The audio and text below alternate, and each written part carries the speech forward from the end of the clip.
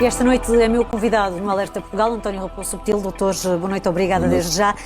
Este caso levanta uma série de questões que os portugueses lamentavelmente já estão habituados, que é a questão do desvio de fundos comunitários, sejam eles provados ou não, mas um dos especialistas em leis anticorrupção com quem falámos dava conta de que Portugal pode vir a ser obrigado a pagar dos seus fundos à União Europeia a devolução destas verbas, mas depois, se não conseguir provar que houve crime, ser o contribuinte a pagar sozinho a despesa porque não consegue ressarcir-se junto dos alegados perpetradores do crime.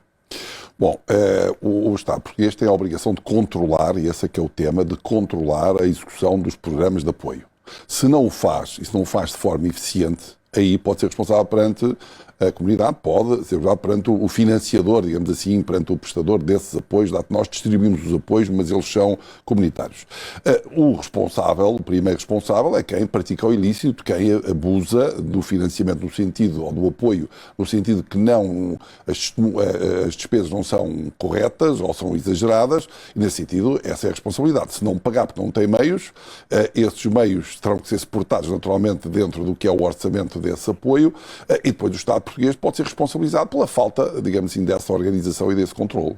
Além disso, também uma das questões aqui nesta operação que está a ser investigada é o facto de quem deveria atribuir e depois fiscalizar estas verbas, nomeadamente do programa Compete 2020 e também a AICEP e a AEP. Estes funcionários, alegadamente, terão viajado e participado em eventos a convite desta Associação Seletiva Moda, com despesas totalmente pagas pela Associação. Ou seja, a entidade que deveriam fiscalizar e que recebe verbas que chegam através destes organismos, este organismo depois tem funcionários que vão participar em eventos totalmente custeados pelo seu fiscalizado. Entende-se? Eu entendo. A prática, às vezes, em países pequenos como o nosso, e onde o mercado é muito exíguo, faz com que as autoridades de controle tenham que participar para elas próprias ajudarem, digamos assim, a empresa ou a associação a desenvolver essas iniciativas. A coisa está muito fechada, há essa prática do convívio mais próximo.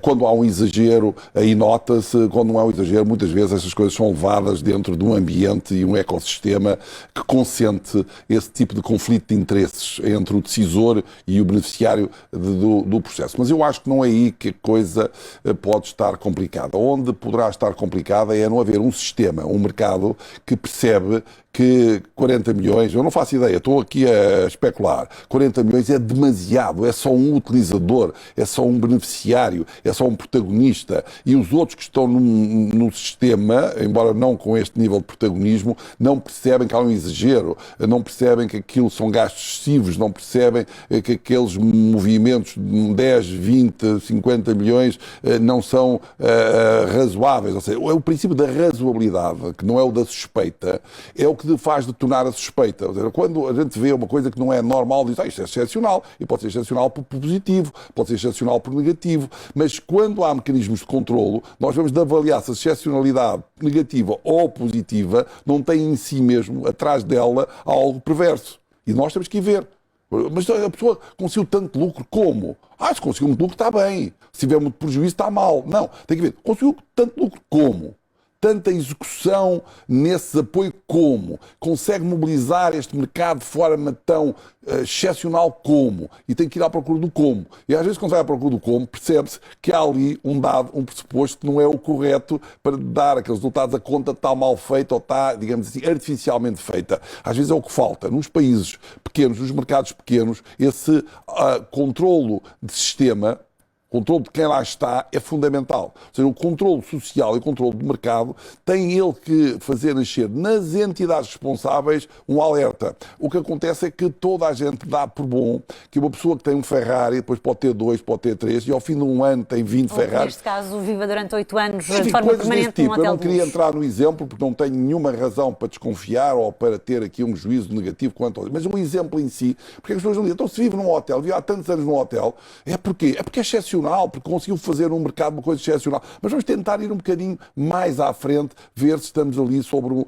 uma pessoa ou a propósito. Mas doutor, se estes programas também têm como objetivo alavancar a economia e ajudar estas pequenas e médias empresas a crescer, a partir de determinado momento em que esse crescimento aconteceu, esse apoio deveria ser canalizado para outras empresas que agora chegam também elas à vez de quererem receber esse investimento. Ou seja, é sempre o mesmo beneficiário e isso também deveria ser um sinal de alerta. Devia ser um sinal de alerta porque não é o normal. Mas às vezes é a realidade, porque não há mais ninguém. Mas tem que ser um sinal de alerta para ficar documentado que, apesar de não ser normal, foi-se ver e é a realidade. E não havia mais empresas que pudessem O que não acandidatar-se. pode é dar-se como adquirido que aquela excepcionalidade, negativa ou positiva, ela existe, sem ter um efeito patológico associado, porque pode ter. É por isso que existem os mecanismos de controle, que devem ser formas de controle, de compliance, de cumprimento normativo, de acordo com regras da experiência comum e do bom senso e da proporcionalidade e da necessidade, aqueles critérios comuns de apreciar as coisas, e depois daí diz, não, eu confirmei, é mesmo assim. Então um dia mais tarde, quando alguém perguntar porque é que viveu 8 anos, porque é que tinha 10 Ferraris, porque é que tinha... As pessoas dizem, não, nós verificámos isso, entendemos que era razoável, aqui está. Mas se agora for feita a pergunta, ninguém vai mostrar estranheza nenhuma, mas toda a gente vai fazer acusações sucessivas, supervenientes, e isso é que é errado.